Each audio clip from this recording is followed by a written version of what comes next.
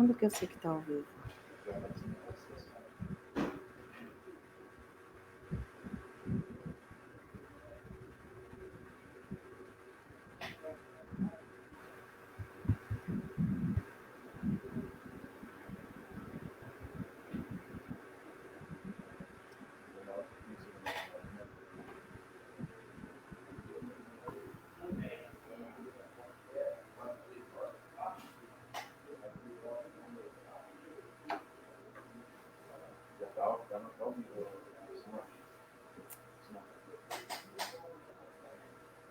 Olá, boa tarde.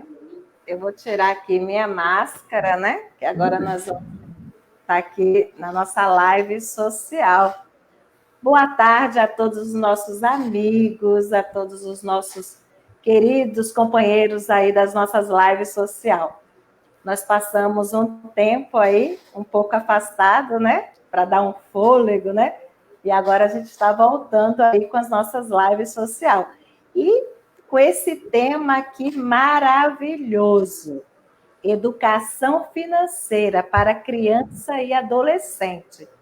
Olha só, em tempo de isolamento social ainda, né? Que nós ainda estamos em isolamento social, estamos aí passando ainda por essa pandemia, e nós estamos aqui falando sobre educação financeira para criança e adolescente.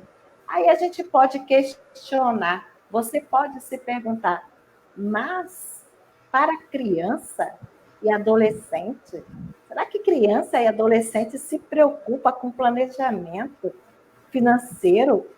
Será que os pais também têm que se preocupar com isso, em fazer essa questão de planejamento com as crianças, ensinar, economizar, investir?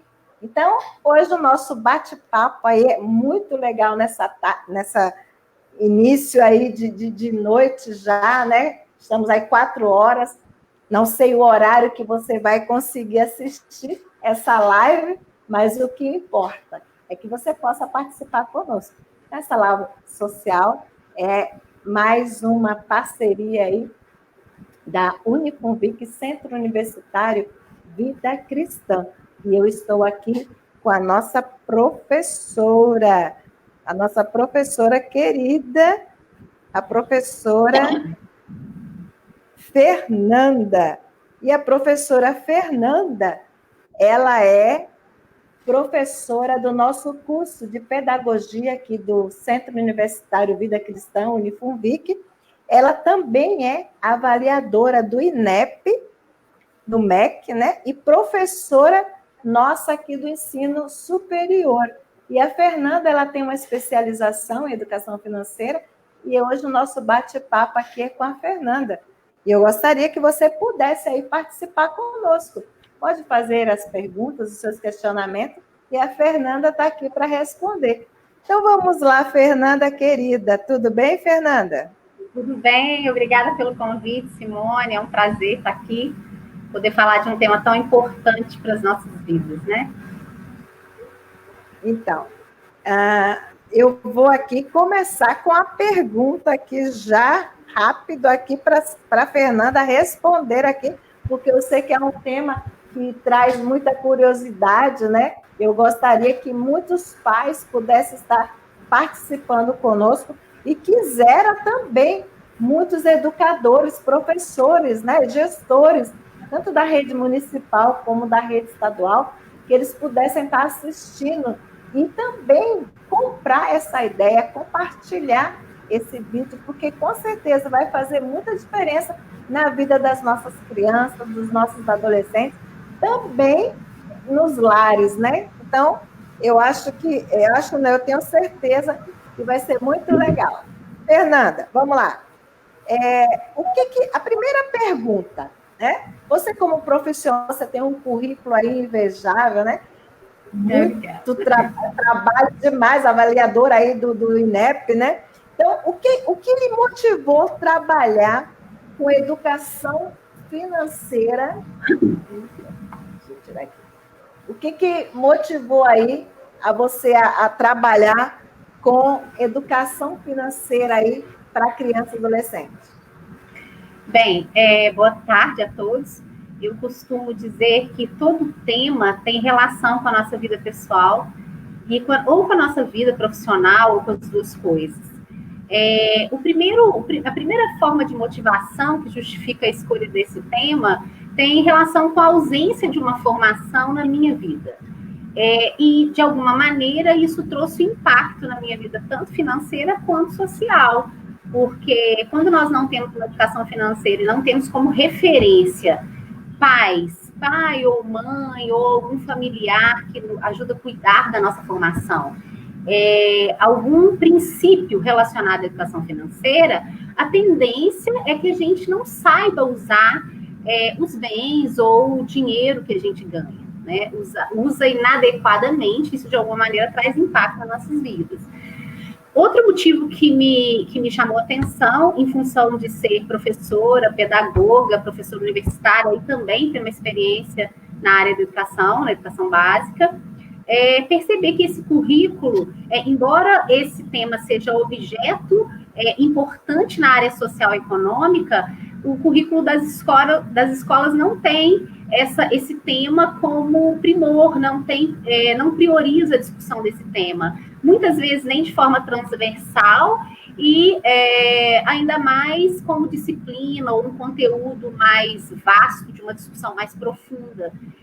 E isso é preocupante, porque as crianças, nós passamos pela escola de educação básica em torno de 14 anos ou mais, e muitos de nós nunca discutiu esse tema, nunca dialogou, nunca se apropriou de princípios relacionados a ele. Outra coisa, os pais, eles conduzem os filhos para a escola, muitas vezes para que eles consigam um emprego e, consequentemente, desenvolvam uma renda financeira, mas poucos pais, nós pais, temos preparado os nossos filhos para desenvolver uma educação financeira. E não porque não querem, muitas vezes porque nem eles sabem como fazer. Outro motivo são as tensões familiares. A ausência de gerenciamento do uso do dinheiro causa muitas tensões entre marido e mulher, entre filhos e pais. Existe uma pesquisa que trata do consumismo.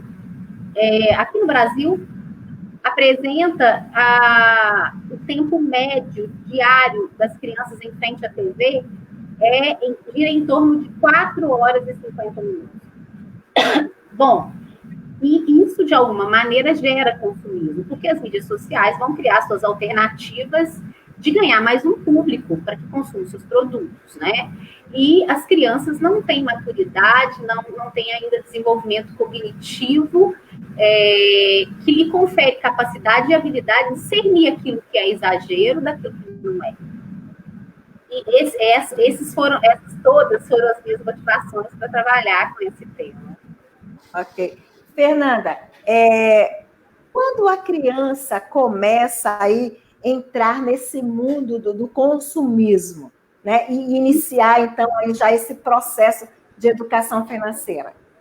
Então, para surpresa de muitos, a criança com em torno de 2 anos a 2 anos e meio, ela já pede aos pais, a frase-chave é: compra isso para mim. O primeiro pilar da educação financeira que a criança usa é o gastar.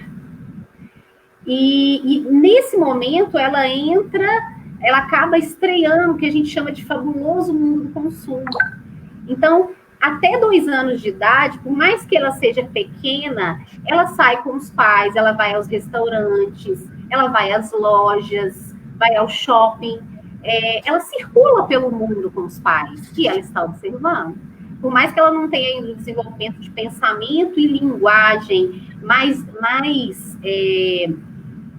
esteja numa condição mais desenvolvida da cognição, ela tem sentidos e ela se apropria do mundo através dos sentidos, né? Ela vê, ela ouve, ela percebe que há discussões familiares, às vezes por causa de condições financeiras, da ausência de um gerenciamento do dinheiro dentro do lar, ou ela percebe uma tranquilidade, uma paz, porque os pais são mais controlados, têm uma visão mais alinhada com os princípios da educação financeira. E isso é um dos motivos que a gente que nos incita a pensar, a discutir educação financeira, principalmente na educação infantil. E, Fernanda, o que a criança ela compreende ao fazer os seus primeiros pedidos? O que leva ela a entender que ela pode pedir? Ela entende que existe dinheiro. Eu só posso pedir algo porque existe algum objeto que vai de alguma maneira chegar até a mim, me favorecer de algum modo. Então, ela já sabe que existe dinheiro. E aí, ela sabe que alguém tem esse tal dinheiro. Ou seja, aqui, quem ela está pedindo. Ela já pressupõe isso, já é uma condição para que ela peça. E a outra condição é que ela já tem uma ideia da função social do dinheiro. Dinheiro serve para comprar coisas coloridas, para comprar coisas gostosas, para comprar coisas divertidas, para comprar os brinquedos que ela gosta. E aqui nós costumamos dizer que isso aqui é o passaporte para início da educação financeira. É nesse momento que a intervenção dos pais ela é fundamental. E da escola, em alinhamento. Para que ela possa desenvolver habilidades e princípios relacionados a essa formação do uso do dinheiro, dos bens. Fernanda, e quando assim esse consumo ele passa a ser um grande problema? Esse consumo excessivo, esse consumo aí, quando ele passa a ser um grande problema? É um desafio tanto para a criança quanto para nós adultos. Hoje, no mundo capitalista, desde a Revolução Industrial, que a gente vem aprendendo a consumir objetos da ordem do desejo, não só da ordem das nossas necessidades biológicas. Então, esse desafio, esse consumo passa a ser um problema a partir do momento em que ele se constitui, em que o dinheiro, esses objetos que ela deseja, constitui o centro das atenções, dos valores, da energia das nossas vidas.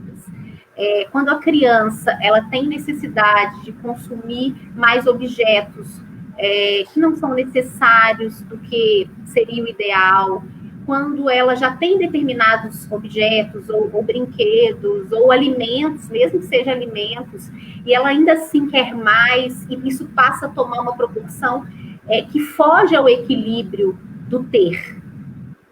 E isso tem impacto, principalmente nas frustrações, quando o pai não faz uma intervenção ou quando a escola não colabora com a família nesse processo.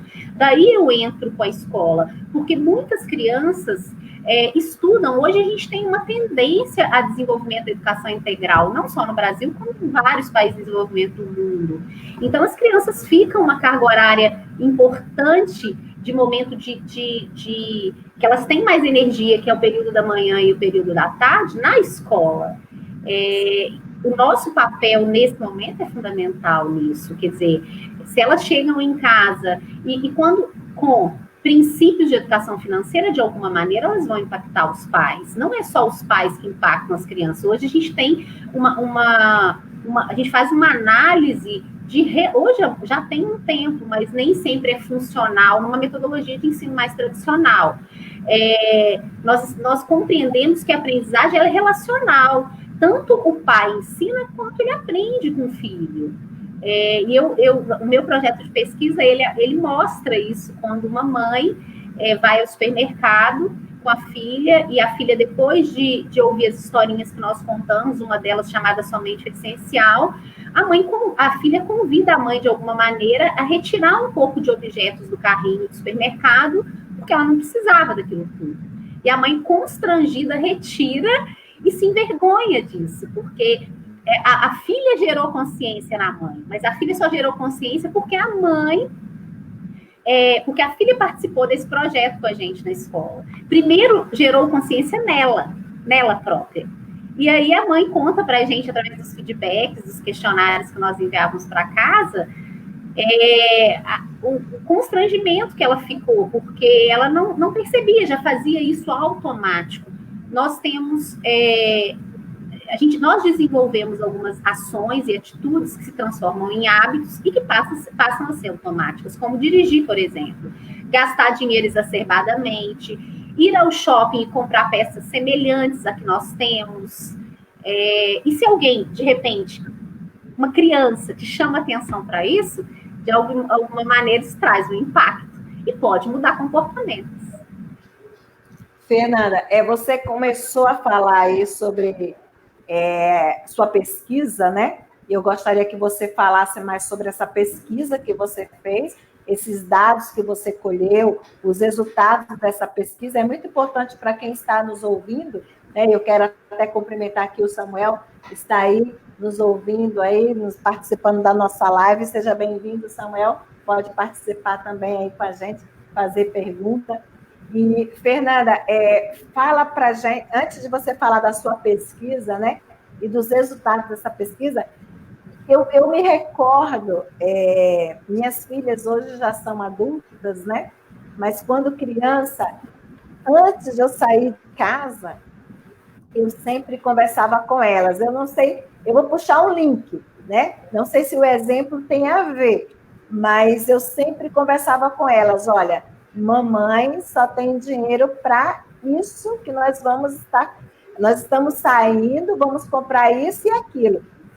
Passando disso, não tem como, não vamos poder comprar.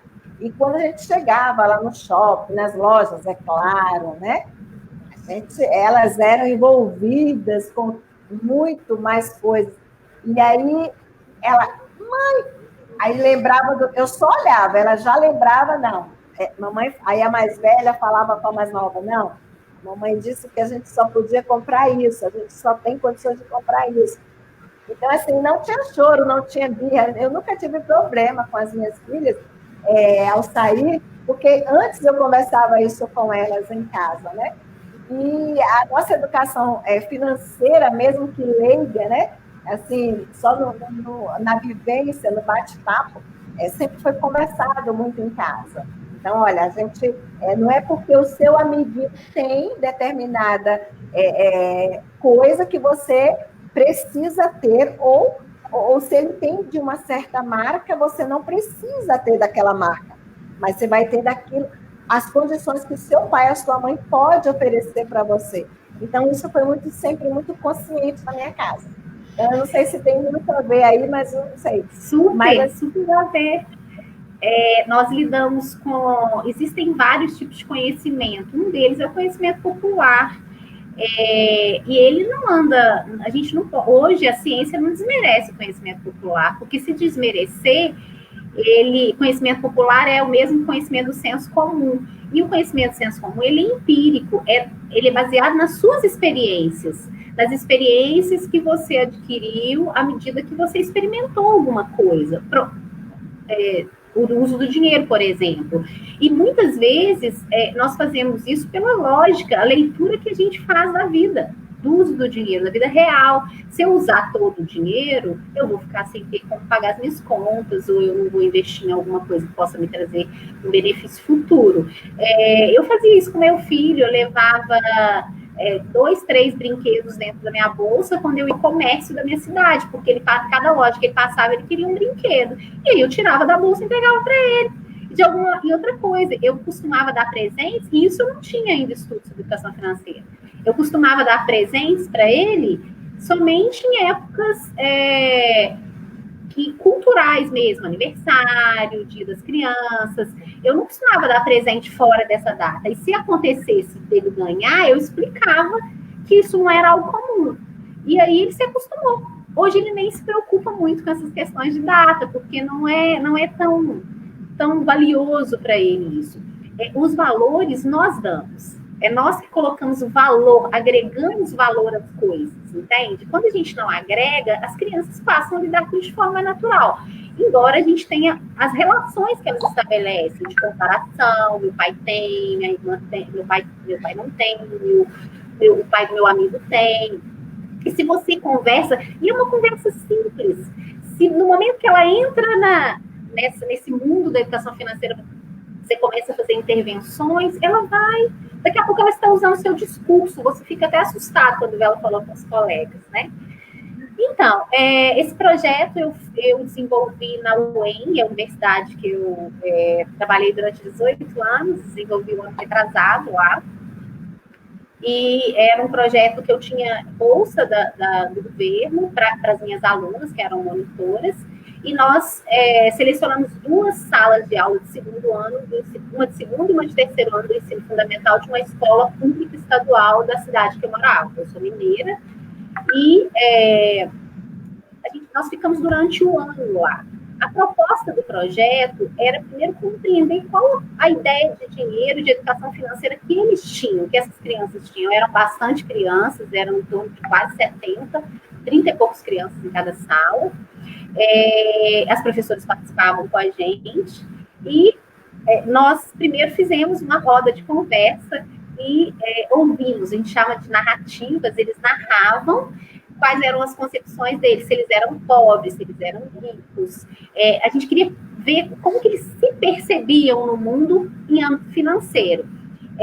Seu pai é rico, seu pai é pobre. Aí eles começavam a falar que eu sou rico ou eu sou pobre, e aí a gente foi percebendo algumas visões deturpadas do que é ser rico e do que é ser pobre. Crianças que não eram pobres em termos de capital econômico, elas se posicionavam assim, de tanto ouvir determinadas frases em casa. Pobre faz isso, pobre faz aquilo. E o Pierre Bourdieu fala que nós internalizamos as coisas que ouvimos. E criança internaliza e solidifica. E depois, para você mudar esse pensamento que se transformou em comportamento, em hábito, é mais difícil. Por isso que nós sugerimos que a educação financeira seja tratada no início da educação infantil, com as crianças desde pequena. E aí nós coletamos essas narrativas e a gente perguntava para que servia dinheiro, e algumas diziam que era para comprar, outras diziam que era para guardar e outras para doar. O que nós percebemos é que, predominantemente, o pilar, que a educação financeira, na perspectiva de Daquino, que é uma referência aqui no Brasil para discutir educação financeira com criança, ela tem 4 pilares, que é ganhar, gastar, poupar e doar. E nós percebemos que o pilar ganhar, gastar, é o que mais aparecia nas narrativas das crianças. Isso já é um sinal de que a gente precisa trabalhar. E aí, em seguida, nós fizemos o quadro dos sonhos, porque a intenção ao final do projeto era mostrar que realizar sonhos é possível. E nos intrigou, porque elas pegavam revistas e recortavam sonhos. Tinha um aluno de 8 anos de idade que, além de não conseguir recortar e colar os sonhos no painel que nós demos para ele começou a rasgar e riscar os sonhos dos colegas. Isso também nos sinalizou alguma coisa preocupante, porque uma criança de 8 anos, se ela não tem sonhos, de alguma maneira, ela está sendo influenciada a não ter. Como é que está a vida dessas crianças? Esse projeto, ele revela muita desigualdade social, muita desigualdade cultural, e ele é extremamente importante, dentre inúmeras questões que eu já apresentei, para que, principalmente nas escolas públicas, se eu penso em desigualdade social, para que as crianças passem a entender melhor como funciona o dinheiro, quais os impactos do uso exacerbado. E aí, essas crianças fizeram sonhos e foram contando sonhos para a gente. Tinham sonhos que eram materiais, os sonhos eram muito interessantes. Tinha um menino que disse assim, eu sonho em arrumar uma namorada para minha tia, para o meu tio. Por quê? Porque ele não tem namorada, ele não consegue namorada. Aí eu sonho em ter mais amor. Por que você sonha em ter mais amor? Você não tem amor? Aí ela disse assim, mais ou menos. Os sonhos eram assim, muito vinculados aos valores que eles viviam e a questões financeiras também. Tem um menino que disse que tinha sonho de ter 2 casas. Por que 2 casas? Porque quando eu enjoar de uma, eu vou para outra. Isso também nos faz um sinal de que eu preciso obter várias coisas que eu vou enjoar delas, né? E aí traz a ideia do descartável, de uso o apego aos objetos. E a nossa intenção não era culpar as crianças, era entender o que elas narravam para que a gente pudesse conversar com elas sobre isso. E não era trazer a nossa verdade, era trazer uma reflexão. Por isso que o nosso trabalho é todo feito com livros de historinhas. Nós usamos alguns livros, A Cigarra e a Formiga. A cigarra, ela fica cantando durante o período que a formiga fica trabalhando. E aí, quando vem o inverno, a formiga trabalha no verão. E ela leva as suas folhas, leva seus alimentos, ela constrói a sua moradia. E a cigarra fica só no entretenimento. Quando chega no inverno, a cigarra não tem onde dormir nem o que comer. E ela tem que pedir ajuda à formiga. E a gente conta essa história e deixa com que eles percebam. Não que a gente esteja estimulando, o ECA nem permite isso, que a criança trabalhe desde cedo. Mas a gente prepara as crianças cedo, enquanto são crianças, para que mais tarde elas possam utilizar esses conceitos, né, esses princípios na vida delas. Nós trabalhamos também com a história dos 3 porquinhos, porque cada porquinho constrói uma casa. Só a casa menos frágil que não foi destruída. E aí a gente conta o motivo do porquinho querer fazer uma casa de palha, porque ele estava com pressa para correr para brincar. E aí essa casa é a primeira que o lobo sopa e destrói. Quer dizer, a gente está firmando neles um conceito de responsabilidade, do impacto da ausência de responsabilidade com aquilo que você constrói. Nós somos produtores, né? Nós somos produto dessa vida, da história, mas nós somos produtores dessa história. E a gente tem escolhas, Deus nos deu a capacidade nos deu condições de escolher, livre arbítrio. Isso é fantástico, isso é liberdade, não é? Então, a gente ensina isso para elas. E também trabalhamos com a história do nosso porquinho. O nosso porquinho é uma história muito engraçadinha, que é para que eles aprendam a utilizar, a guardar dinheiro de alguma maneira. A referência que nós encontramos na época foi nós disponibilizamos um porquinho para cada um deles, e eles tinham aí uns 2 meses para juntar as moedinhas e o dinheiro que a família disponibilizasse para eles. Tem criança que juntou R$ 180 e foi bem legal. E uma outra história que a gente trabalhou, tem mais 2, foi a crise financeira na floresta, para mostrar que as crises acontecem e o que nós fazemos quando as crises vêm. Como é que nós reagimos diante da crise. E aí o livro mostra um pouco disso. E esse livro aqui me marcou muito, que chama Somente o Essencial. A gente fez com eles um trabalho para eles escreverem o que eles achavam que era essencial e o que não era. E a partir desse livro eu percebi muita mudança de comportamento. Foi a situação da mãe, que foi ao supermercado, e a filha ajudou a tirar umas latas, uns objetos que tinham lá em excesso, por conta desse livro.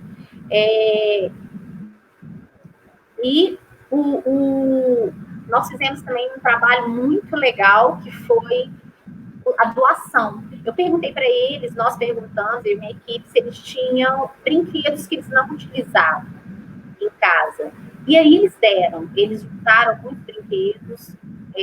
Nós fizemos isso em umas 2 ou 3 etapas até a gente entregar. Tivemos aí uns 3, 4 meses. E aí, quando nós guardamos brinquedos, e aí nós decidimos uma escola. Eu trabalhava numa creche e nós tínhamos poucos brinquedos, porque as crianças vai destruindo.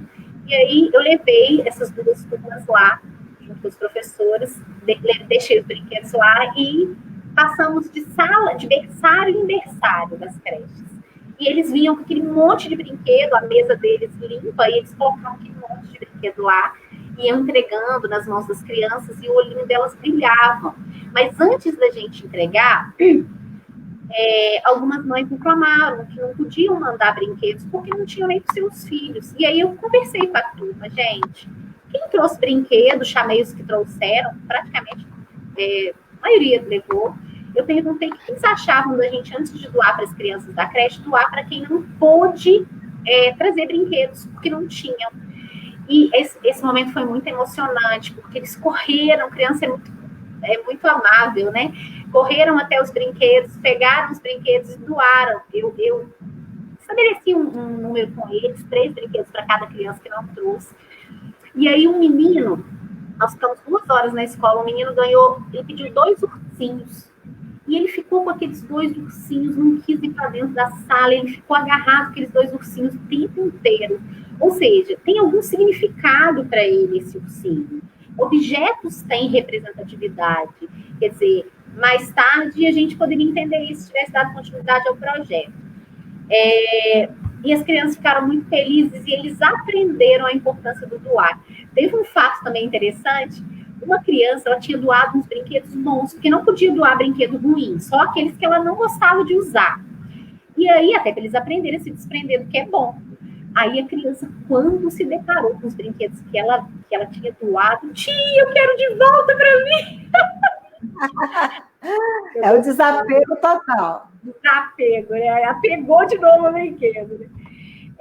E esse poupar que eu trabalhei com o nosso porquinho, eles iam, logo em seguida, eles iam trabalhar com os 4 pilares, mas não deu tempo, né? O projeto terminou em dezembro mesmo. Os 4 pilares da educação financeira, que é o ganhar, eles ganharam, o gastar, o poupar e o doar. Eu ia fazer passeios, eu ia perguntar aos pais, pedir autorização se eles podiam doar uma parte desse dinheiro, com base nas necessidades, iam levantar isso com as crianças, com a família. Mas aí não deu tempo, eu só orientei os pais, mandei para casa uma orientação, aí por conta deles, né? E esse projeto, ele gerou a produção de artigos e artigos que foram publicados em revistas e livros, e eles estão em produzir 2 livros de história infantil, um deles chama Tiquim, e eu não sei o nosso tempo aí, se dá para resumir o Tiquim aqui ou não. Se não der, a gente deixa para um outro momento. Não, dá sim. Mas antes de você falar dessa historinha aí, dessa pesquisa aí sua, através dessa historinha, você já vai pensando, porque aí a gente já vai para a conclusão da nossa live, finalizar a nossa live, e eu gostaria que você fizesse uma reflexão com aqueles que estão nos assistindo. Imagina nesse momento de pandemia, né, Fernanda?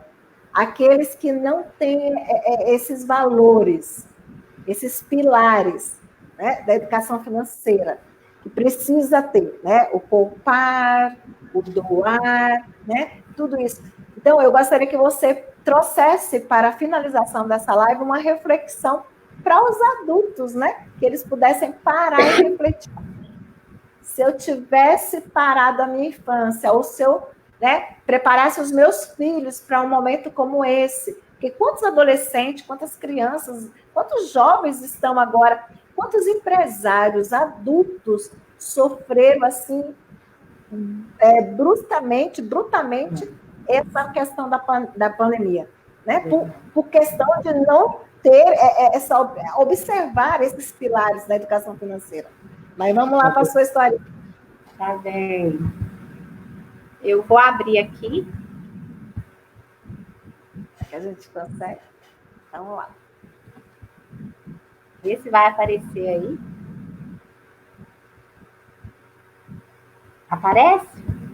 Não está aparecendo. Se você quiser compartilhar, eu posso compartilhar. Se quiser mandar para mim. A nossa querida mestre Fernanda, ela é especialista em educação financeira para criança e adolescente, e também ela é avaliadora do INEP. E do MEC, né? Do INEP é um Instituto Nacional de Estudos e Pesquisa. Instituto Nacional de Pesquisa, e faz parte do MEC, né? Então, também é professora nossa aqui do curso de pedagogia da Unifub. Compartilhou? Deixa eu ver. Vou poder compartilhar aqui para a gente. Vamos lá. Vamos ver se eu consigo.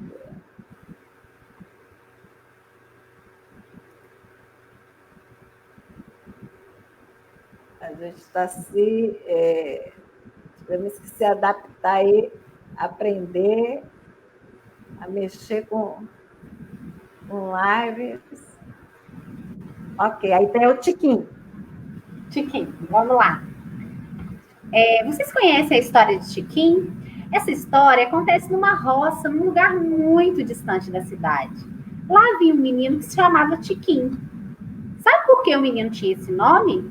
Ele tinha tiquinho de dinheiro, tiquinho de amigos, tiquinho de tempo para brincar, tiquinho de brinquedos, mas de amor dos seus irmãos e pais, Tiquinho tinha um ticão.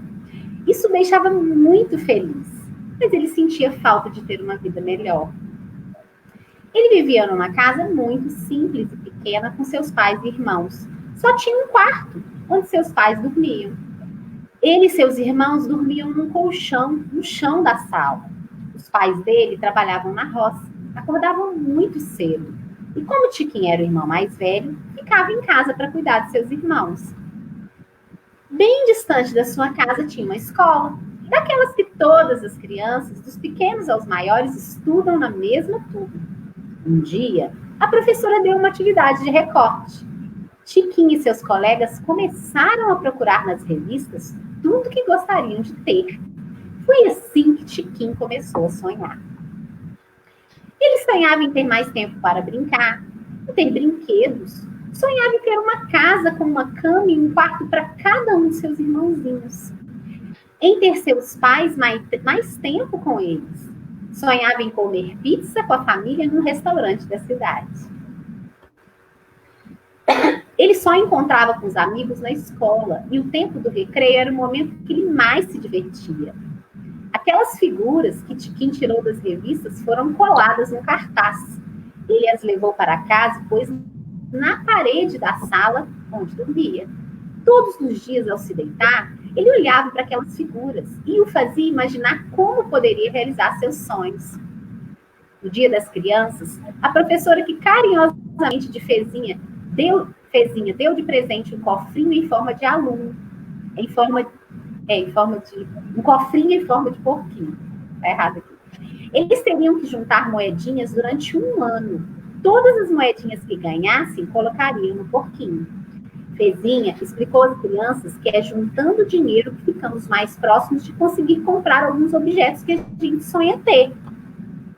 A professora Fezinha, logo que os alunos trouxeram os porquinhos, contou as moedinhas junto com eles. Em seguida, os ensinou que para a gente saber usar bem o nosso dinheiro é importante, além de gastar, aprender a poupar, doar e investir. E você, já juntou moedinhas? Fezinha combinou com eles que naquela semana todos iriam escolher um sonho do seu quadro que já pudesse ser realizado com o dinheiro que conseguiram juntar. Aquelas crianças que conseguiram juntar. Tiquinho, como sonhava em ter a família mais perto, preferiu chamar os seus pais e irmãos para comer pizza do que comprar brinquedo. E também era um sonho que seu dinheiro daria para comprar. Eles foram de carroça para a cidade, todos muito felizes, porque isso não era algo que eles costumavam fazer. Voltando à escola, as crianças contaram o que fizeram com o dinheiro. Assim, a professora orientou que agora eles escolhessem um amigo ou uma pessoa conhecida que estivessem precisando de ajuda. Tiquinho, ao chegar na escola, encontrou com um amiguinho que estava chorando porque não conseguiu juntar dinheiro. Não tinha como realizar nenhum sonho do seu pai. Ele então tirou R$20 das suas economias e doou para o coleguinha. Tiquinho queria que seu pai tivesse mais dinheiro para eles viverem melhor. Pensando em ajudá-lo, teve a ideia de investir na roça. Comprou mais de 6 galinhas para botar mais ovos para eles venderem na cidade. Cada galinha custava R$15. Gastou o total de R$90. Seu pai teve orgulho do filho, que não pensou só em si ao gastar o dinheiro que poupou. A professora também contou uma história que ensinava a guardar o dinheiro. Tiquinho, então, resolveu poupar os R$30 que sobraram das suas economias para alguma necessidade que ele e a família viessem ter. Tiquinho aprendeu muito na escola com a tia Fezinha. Ele entendeu que não devemos gastar tudo que ganhamos, que é tão legal quando podemos presentear um amigo, poder ajudar a nossa família, e aprendeu também que para realizações é preciso aprender a poupar dinheiro que ganhamos. Ei, amiguinho, você também tem sonhos? O que você acha de conversar com seus pais e pensar numa maneira de guardar dinheiro? Vamos começar fazendo o seu quadro de sonhos? Ok. Muito bom. Muito bom mesmo. Olha aí o que o Tiquinho trouxe para a gente aqui de lição, né? Os 4 pilares educação financeira. Interessante. E as nossas escolas municipais, as nossas escolas estaduais e as escolas privadas, né, que possam continuar investindo nesse tema tão importante que é a educação financeira para criança e adolescente. Já existem muitos projetos, eu sei disso, né, nas escolas, falando sobre esse tema, que elas possam investir cada vez mais, todos os anos, fizeram no primeiro e no segundo semestre, para sempre estar ali lembrando, né? E a gente traz a memória aí recentemente, tem umas 2 semanas, que houve uma reportagem do garoto de 10 ou 12 anos, um YouTube, que ficou famoso por ele já ser um investidor, né? Ele já investe na bolsa de valores, ele tem os investimentos dele em moedas. Então, assim, é muito interessante porque tem alguns... E essa história desse garoto foi incrível porque os pais não estimularam ele a nada, os pais nem tinham essa vida, né, dessa educação financeira, então foi a partir dele mesmo. Com certeza, eu acredito que ele deva ter ouvido, né, na escola ou nas redes sociais, né, com certeza. Então, hoje ele ficou conhecido aí nacionalmente, tem vários seguidores no YouTube. Então, vamos lá, professora Fernanda, já finalizando aí a live, eu quero agradecer a sua participação aí, por ter disponibilizado voluntariamente, né, se doado o seu tempo. Tempo também é investimento, é dinheiro, né? E você ter disponibilizado esse seu tempo aí voluntariamente na nossa live social para estar conosco falando aí com esse tema muito importante, educação financeira para crianças e adolescentes. Então, suas considerações finais, lembrando aí, ressaltando, deixar uma reflexão para todas as famílias, para as pessoas, né, pequenos e pequenos empresários, com essa pandemia aí, como eles devem estar enfrentando, aí, se é que ainda, com certeza, ainda há esperança de dias melhores, com certeza, que se a gente errou até aqui, a gente pode reconstruir, né, os nossos princípios e valores. Pegando o gancho nessa fala da Simone, eu acredito muito, eu consigo ver o erro como um trampolim. Muitas vezes a gente nós adultos fazemos como a história da cigarra e da formiga. Vivemos fazendo como a cigarra.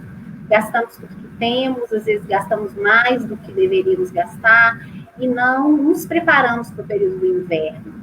E acredito que esse ano de 2020 foi, metaforicamente falando, o período de inverno, né? Nós vivemos um período difícil, estamos vivendo ainda, mas que isso sirva de reflexão. Aonde eu tenho que melhorar? O que eu fiz, o que eu deixei de fazer, que não favoreceu a minha vida econômica ou social nesse tempo? Como eu poderia fazer diferentes? Que estratégias eu posso utilizar para, num outro momento de crise? Nós sabemos que vivemos, a vida é assim, né? Um dia a gente não tem crise, no outro dia a gente pode ter. E as crises, agora, essa crise, ela tomou uma dimensão maior. Nós sabemos que muitas pessoas perderam suas empresas e tiveram prejuízos, e muitas estão endividadas. Mas eu acredito que a vida é um ciclo e que as coisas passam, há tempo de plantar e há tempo de colher. Eu acredito que estamos vivendo um tempo de plantar novamente, de semear e de cuidar dessa plantação. Eu sou mineira e o café lá é muito forte, né? É a base da economia. E lá a gente entende que o café, num ano você planta, você zela, você cuida da terra, você pede a Deus que chova o suficiente para aquela plantação crescer e se desenvolver, e você só vai colher os frutos dessa produção econômica no outro ano. Então, a vida é assim, que sejamos menos imediatistas, menos ansiosos, que saibamos esperar o tempo das coisas acontecerem. E eu peço que Deus cuide do coração e da alma das pessoas que estão me ouvindo, que tiveram dificuldades muito, muito grandes, muito significativas, né? Que vocês possam se alinhar com um propósito, com um plano maior e ver a vida a partir de coisas pequenas, porque uma das coisas que a gente não fazia, muitos de nós, em função da vida automática e corrida, é parar para olhar uma flor, parar para contemplar um passarinho, coisas pequenas juntas formam um conjunto e transformam em coisas grandes, que a gente possa ver a vida de uma forma mais serena e mais tranquila, tá? E educação financeira a gente desenvolve buscando alternativas. E nós estamos aqui, né, para discutir essas questões. Tem muitos livros na internet, muitos livros infantis para adulto, e precisando a gente conversa sobre isso. Tá? Um grande beijo, muito obrigada, Simone, por essa oportunidade. É muito bacana falar desse tema, ele faz parte da minha vida. E eu modifiquei muito a partir do momento que eu desenvolvi essa educação financeira. Estou desenvolvendo ainda. Tá? Um grande abraço e até. Ok. Eu quero aqui me despedir aí dessa live, quero agradecer a todos que participaram. Quero aqui lembrar, né, que se você precisar sair de casa, né, use a sua máscara, né? A gente ainda está, a guerra ainda não acabou, então se precisar sair de casa, use a máscara. Se precisar sair para qualquer lugar, precisar tirar uma foto, tira, né? Se quiser tirar a foto, ou com máscara ou sem máscara, mas rapidinho você já coloca a sua máscara, né? Para que você não seja alvo de críticas também, né? Para que as pessoas não julguem você pelo seu ato, mas que você possa também lembrar que dias melhores virão. Nós temos que ter fé, temos que ter esperança no amanhã, porque Deus, ele está vivo. Porque ele vive e a gente crê no amanhã. Isso é muito importante. Então, que você possa ter esperança no amanhã.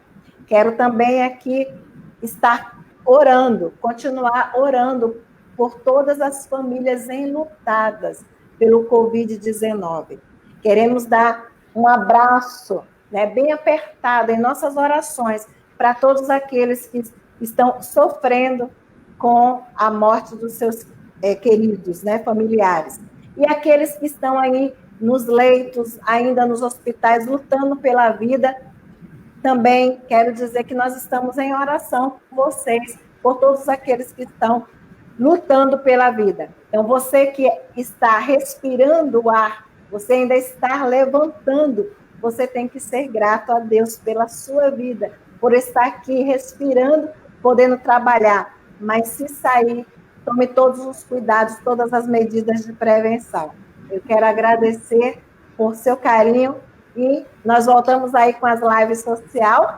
Quero lembrar aqui que dia 28 nós teremos uma grande live social falando sobre a importância da saúde bucal nesse período de pandemia. Você está indo ao dentista, ao seu dentista? Então, isso é muito importante, a saúde bucal nesse período de pandemia.